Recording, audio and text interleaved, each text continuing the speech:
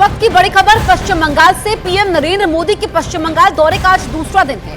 PM Narendra Modi आज नादिया के कृष्णानगर में जनसभा को संबोधित करेंगे। पश्चिम बंगाल की अपनी यात्रा के दूसरे दिन पीएम नरेंद्र मोदी कई परियोजनाओं का उद्घाटन करेंगे। पीएम नादिया के कृष्णानगर में दामोदर घाटी निगम की रघुनाथपुर बिजली परियोजना के दूसरे चरण की आधारशिला रखेंगे। इस परियोजना पर 11,336 करोड़ रुपए की लागत आएगी।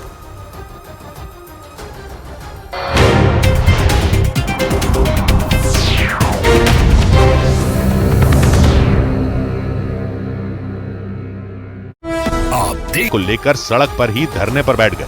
हालांकि इस मामले में पुलिस ने 9 लोगों को गिरफ्तार किया और उनमें 2 एसएफआई के नेता बताए गए। उत्तर प्रदेश के अमरोहा में लगे पोस्टरों की वजह से वहां के सांसद दानिश अली एक बार फिर चर्चा में आ गए, क्योंकि अमरोहा में दानिश अली के लापता होने के पोस्टर लग गए और इन पोस्टरों में दानिश अली की तस्वीर के नीचे लिखा गया कि ढूंढ कर लाने वाले को इनाम मिलेगा। दानिश अली की तस्वीर के ऊपर बड़े बड़े शब्दों में लापता लिखा नजर आया। इन पोस्टरों को लगाने वाले के बारे में तो पता नहीं चल पाया, लेकिन पोस्टर के नीचे अमरोहा वासी लिखा दिखा। यानी पोस्टर लगाने वाले ने ये जताने की कोशिश की कि अमरोहा के आम लोगों को दानिश अली की तलाश है और इसीलिए अमरोहा के कई इलाकों में ये पोस्टर लगे।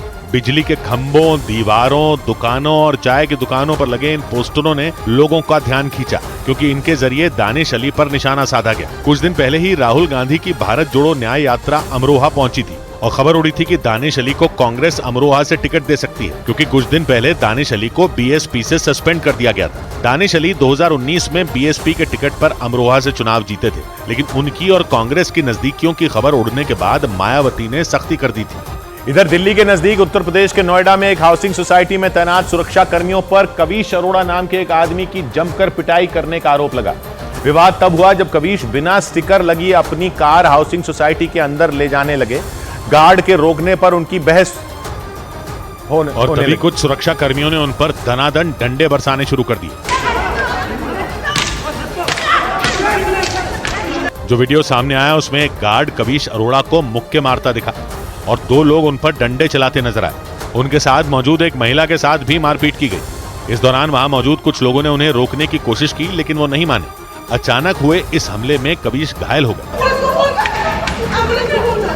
ये मामला नोएडा के सेक्टर 137 की पारस टेरा नाम की हाउसिंग सोसाइटी का बताया गया।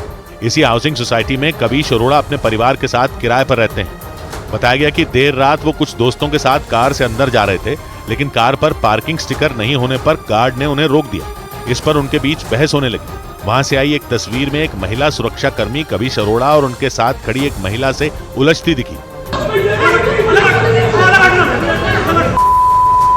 लेकिन अगले ही पल उनके बीच धक्का मुक्की हुई। तभी वहां मौजूद गार्ड कवीश अरोड़ा पर टूट पड़े। आरोप है कि सुरक्षा कर्मियों ने उन पर कई बार हमले किए। इस मामले में पुलिस ने मारपीट करने के आरोप में 4 सुरक्षा कर्मियों को गिरफ्तार कर लिया।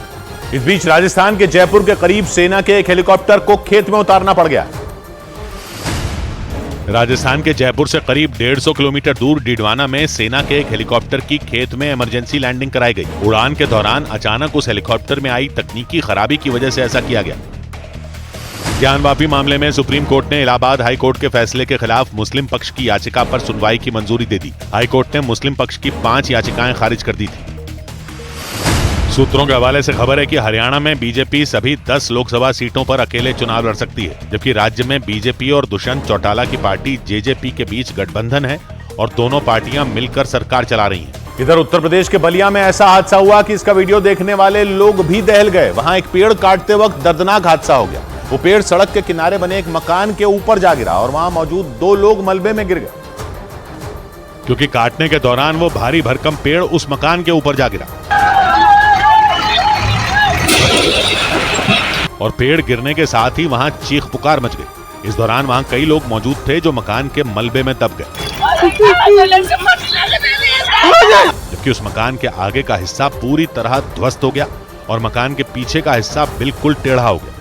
इस हादसे से पहले उस पेड़ के नीचे का हिस्सा काटा जा चुका था और उसे जमीन पर गिराने के लिए रस्सी से बांधकर खुदाई करने वाली एक मशीन की मदद से खींचा जा रहा था। उस मशीन के साथ एक ट्रैक्टर भी उसे खींचता हुआ दिखाई दिया, लेकिन पेड़ की लंबाई ज्यादा होने की वजह से उसे संभालना मुश्किल हो गया और वो बीच सड़क पर गिरने की बजाय उस मकान के ऊपर जा गिरा। इसके बाद तो उस मकान के आगे का हिस्सा भरभरा कर नीचे गिरता नजर आया और उस मकान से दूर खड़े लोग भी घबरा गए क्योंकि मलबे में दबने की वजह से वो दोनों लोग गंभीर रूप से घायल हो गए।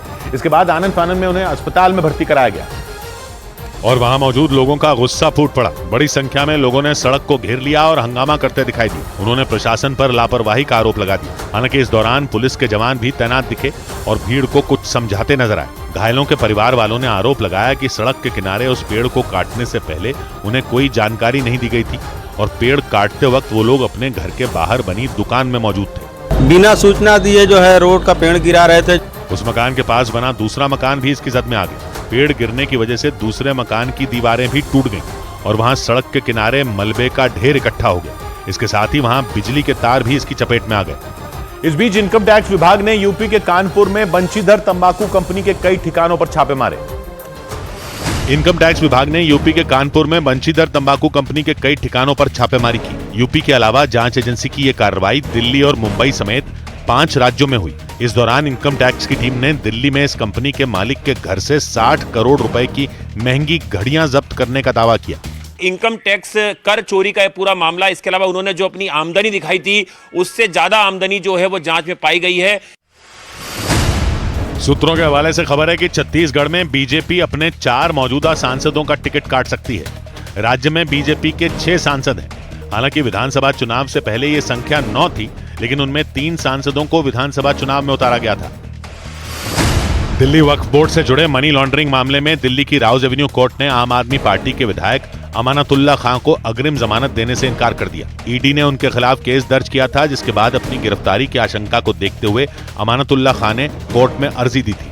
इधर संदेश खाली के मुद्दे पर बीजेपी ने दिल्ली में जोरदार प्रदर्शन किया। नारेबाजी कर रहे कार्यकर्ताओं ने आरोप लगाया कि ममता बनर्जी की सरकार ने महिलाओं का शोषण करने वाले शाहजहां शेख को बचाने का काम किया। और इसी के बाद बीजेपी ने देश के अलग अलग शहरों में ममता बनर्जी के खिलाफ मोर्चा खोल दिया। दिल्ली के चाणक्यपुरी इलाके में सैकड़ों बीजेपी कार्यकर्ताओं ने एक साथ धावा बोल दिया। इस दौरान जब उनका सामना पुलिस से हुआ तो वहां बवाल मच गया। पुलिस ने बैरिकेडिंग करके उन्हें रोकना चाहा, लेकिन बीजेपी कार्यकर्ताओं ने लोहे के उन बैरिकेड पर चढ़कर नारेबाजी शुरू कर दी। बीजेपी ने ममता बनर्जी पर यह आरोप लगाया कि सब जानते हुए भी उन्होंने संदेश खाली में महिलाओं के शोषण की शिकायतों पर